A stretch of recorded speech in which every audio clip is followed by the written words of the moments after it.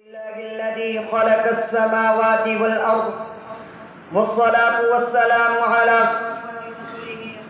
رسوله محمد وعلى آله وأصحابه أجمعين. أما بعد، فقد قال الله تبارك وتعالى في كلامه المجيد والفرقان الحميد: إنك لعلى خلق عظيم. وقال النبي صلى الله عليه وسلم: إنما بعثت لأتمم مكارم الأخلاق، أو كما قال عليه الصلاة والسلام. اسٹیج پر رونق افروز اساتین علم فن، دور دراز سے تشریف لانے والے معزز مہمانان اعظام، منصفان مکرم و شریکان محفل، السلام علیکم ورحمۃ اللہ وبرکاتہ. آج میں آپ حضرات کے روبرو اس جلیل القدر، عظیم المرتبت اور رفیع الشان ہستی کے تذکرے کی سعادت حاصل کر رہا ہوں، جو اگر ایک طرف تاریخ انسانی کا سب سے بڑا ہمدرد، سب سے بڑا غمخوار اور سب سے عظیم محسن ہے، تو دوسری طرف تاریخ ظلم و جور کا سب سے زیادہ ستم زدہ، سب سے زیادہ مظلوم و مکروب بھی، جو سارے جہاں کا درد اپنے دل میں سمیٹے ہوئے تھا، جو خنجر چلے کسی پہ تڑپتے ہیں ہم امیر کا حقیقی مزاج تھا، جس نے دنیا کو اخلاق و تہذیب کا درس دیا، صنف انسانی کو محبت کا پیغام سنایا، جنہوں نے امت کو اچھی سیرت اور خلق عظیم کا سبق پڑھایا. لیکن میرے عزیز دوستو، میں حیرانیت کے سمندر میں گرک سرگردہ وہ پریشان ہوں کہ اس قلیل وقت میں ایسے عظیم الشان، وسیع و بسیط موضوع پر کس طرح کشائی کر سکوں، جس کا اسلامی دشمن جماعت یورپ کے علماء نے بھی اعتراف کیا ہو، جن کے اخلاق حسنہ پر پیغمبر کا کٹر دشمن مغربی فاضل گاڈفری ہینگس نے بھی اپنی کتاب اپولوجی فار محمد، اور انگلینڈ کے سب سے مشہور محقق مسٹر گبن نے بھی اپنی کتاب میں شہادت دی ہو. ان کی سیرت و اخلاق کو کن الفاظ میں بیان کروں جس کو خود خالق کے دو جہاں کے لسان نے بہت کی فصاحت و بلاغت کے ساتھ انک لعلی خلق عظیم فرما کر ہمیشہ کے لیے اخلاق حسنہ کا سرٹیفکیٹ دے دیا ہو. کن کن گوشوں کو کے زباں پر لاؤں، ان کی کن کن خوبیوں کو بیان کروں اور کن کن خصوصیات کو نظر انداز کر دوں. طائف کے سفر میں پیش آنے والے واقعات کی سیر کراؤں یا فتح مکہ کی ردا سناؤں، جنگ احد کی منظر کشی کروں یا جنگ حنین میں آپ کے اخلاق حسنہ کی جھلک دکھاؤں، کیا کیا بتاؤں اور کہاں تک بتا سکتا ہوں. خدارا جاؤ، اگر تم سے ہو سکے تو تاجدار بطحا کے اخلاق کی داستان تاریخ کے اوراق سے پوچھو، مکہ کی گلیوں سے پوچھو، ان کی سیرت و اخلاق کی داستان صحن کعبہ اور سرزمین عرب سے پوچھو. یہ سب تمہیں تاجدار بطحا کے خلق عظیم کے نغمے سنائے گے، یہ تمام ان کی سیرت، ان کے کیریکٹر کی ردا سنائے گے، جنہوں نے گالیاں سن کر بھی دعائیں دی، جنہوں نے امت کی خاطر اپنی زندگی، اپنی جان، دندان مبارک اور متاع عزیز سب کچھ قربان کر دیا. معزز سامعین، حضور صلی اللہ علیہ وسلم کی پوری زندگی اخلاق و اوصاف کے واقعات سے بھری پڑی ہے. طائف والوں نے آپ کو پتھروں سے لہو لہان کر دیا، نالے نے مبارک خون آلود ہو گئے، آسمان سے فرشتے اتر آئے، یا رسول اللہ آپ کہیں تو اس قوم کو پہاڑوں کے درمیان پیس کر رکھ دے. رسول رحمت بھلا یہ کیسے گوارا کرتے؟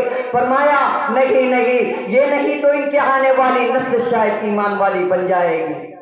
سلام اس پر کہ اسرار محبت جس نے سکھلائے، سلام اس پر کہ اسرار محبت جس نے سکھلائے، سلام اس پر کہ جس نے زخم کھا کر پھول برسائے. عزیز ساتھیوں، دوسرا واقعہ دیکھیے. مکہ فتح ہو چکا ہے، سرداران مکہ سر جھکائے ہوئے سامنے کھڑے ہیں. یہ وہ لوگ ہیں جو آپ کی جان کے دشمن تھے، زندگی بھر آپ کو اذیتیں دی تھی، آپ کو مکہ چھوڑنے پر مجبور کر دیا تھا، لیکن آپ کی زبان مبارک سے یہ الفاظ نکلتے ہیں: جاؤ، آج تم سب کے سب آزاد ہو، آج تم پر کوئی الزام نہیں. امت کے نوخیز فرزندوں، اس میں کوئی شک نہیں کہ دنیا میں بے شمار انبیاء آئے، انگینت مصلح قائد اور رہبران نے جنم لیا، مگر خدا کی قسم تاریخ گواہ ہے کبھی بھی ارض و قلم نے ایسی مقدس ہستی نہیں دیکھی جنہوں نے پتھر کھا کر بھی ہدایت کی دعا کی ہو، کبھی بھی ایسا قائد و مصلح نہیں دیکھا جنہوں نے گالیاں سن کر بھی دعائیں دی ہو، کبھی بھی ایسا پیغمبر نہیں دیکھا جنہوں نے امت کی خاطر اپنے جسم اطہر کو بھی لہو لہان کر دیا ہو. زخم کھا کھا کر دعا کے پھول برسائے گئے، زخموں کھا کھا کر دعا کے پھول برسائے گئے، شہد شیریں میں ڈبو کر سنگ لوٹائے گئے۔ عزیز ساتھیوں، میں تاجدار بتا کے اس وقت کے اخلاق کو کن الفاظ میں بیان کروں جب کائنات کا بے مثال سفی حاتم کا لہتے جگر حاتم کی بیٹی سن 9 ہجری میں جنگ میں پکڑ کر دربار رسالت میں لائی گئی تو سر سے چادر سرک گئی تھی، سر کھلا ہوا تھا۔ اللہ کے پیغمبر نے اپنی چادر ایک صحابی کو دیتے ہوئے کہا کہ اس بچی کے سر کو ڈھک دو۔ صحابہ حیران ہو جاتے ہیں، عرض کرتے ہیں یا رسول اللہ یہ دشمن کی بیٹی ہے، یہ کافر کا لہتے جگر ہے، آپ کی وہ چادر جس کے اوپر عفت و پاک دامنی کی مہر لگی ہوئی ہے کیوں کر اس کے سر پر رکھی جا سکتی ہے؟ پیغمبر رحمت نے فرمایا بیٹی بہرحال بیٹی ہوتی ہے، دوست کی ہو یا دشمن کی۔ جس طریقے سے میں اپنی بیٹی کا سر بڑھانا برداشت نہیں کر سکتا، اسی طریقے سے میں دشمن کی بیٹی کا سر بڑھانا برداشت نہیں کر سکتا۔ چنانچہ پیغمبر رحمت کی چادر رحمت بچی کے سر پر ڈال دی جاتی ہے، بے ساختہ آنکھیں اشک بار ہو پڑتی ہے۔ اللہ کے پیغمبر فرماتے ہیں بیٹی تم حاتم کا لہتے جگر ہو، تمہارے باپ کے ذوق سخاوت کو ملحوظ رکھتے ہوئے میں تمہیں آزاد کرتا ہوں اور تمہارے ساتھ تمہارے قبیلے کی تمام عورتوں کو بھی آزاد کرتا ہوں۔ اے اسلام کے نام پر کیچڑ اچھالنے والوں، کیا تم پوری تاریخ انسانیت میں اخلاق نبوی کا کوئی نمونہ پیش کر سکتے ہو؟ کیا تم پورے تاریخ عالم میں اس کی کوئی مثال دکھلا سکتے ہو؟ نہیں اور ہرگز نہیں۔ اگر تمہیں جرأت ہے تو آؤ اور چیلنج قبول کرو، ہاں تمہیں دنیا میں اخلاق و انسانیت کی دہائی دینے والے سینکڑوں مل جائے گے، لیکن یاد رکھو اخلاق کی بات کرنے والے خود اخلاق کے لٹیرے ہیں، انسانیت کی دہائی دینے والے خود انسانیت کے دشمن گئے، پیغام صلح پیش دینے والے خود صلح کو پیروں تلے کچلنے والے ہیں، رحم و کرم کا شور کرنے والے خود انسان پر ظلم کرنے والے ہیں، اب وہ درگزر کی بات کرنے والے خود دوسروں پر ظلم کرنے والے ہیں، الفت و محبت کا دعویٰ کرنے والے سب سے بڑے حاسد اور دشمن گئے۔ ارے پیغمبر اسلام کی سیرت اٹھا کر کے تو دیکھو، حضور کی پوری زندگی اخلاق و انسانیت، تہذیب و تمدن، تواضع و انکساری، رحم و کرم، عفو و درگزر، سخاوت و فیاضی، مروت و رواداری، صداقت و امانت سے لبریز ملے گی۔ آپ صرف وہ زبان کے غازی نہیں، آپ عمل کے غازی تھے۔ آپ جو کہتے تھے وہ پہلے کر کے دکھاتے تھے۔ آپ نے پوری امت کو عملی طور پر اخلاق و تہذیب کا درس دیا۔ آپ نے فرمایا کہ وہ انسان نہیں جس کی اخلاق اچھے نہ ہو۔ آپ نے کسی پر ظلم نہ کرنے کا حکم دیا، پڑوسیوں کے حقوق بتلائے، غلاموں اور ماتحتوں سے برابری کا سلوک کرنے کی تاکید کی، یتیموں کے سر پر شفقت کا ہاتھ رکھنے والے کو جنت کی بشارت دی۔ ذرا تاریخ اسلام اٹھا کر تو دیکھو، حضور نے آپ صلی اللہ علیہ وسلم نے دنیا والوں کے سامنے اخلاق کا وہ نمونہ پیش کیا کہ بڑے سے بڑے دشمن اسلام کو در اسلام پر جھکنا پڑا۔ فضالہ بن عمیر جو حضور کا جانی دشمن تھا لیکن اخلاق عالیہ سے متاثر ہو کر اسلام کا گرویدہ بن گیا۔ نجد کا سردار ثمامہ بن اسال حضور کے خون کا پیاسا تھا لیکن اخلاق نبوی سے متاثر ہو کر حضور کا فریفتہ ہو گیا۔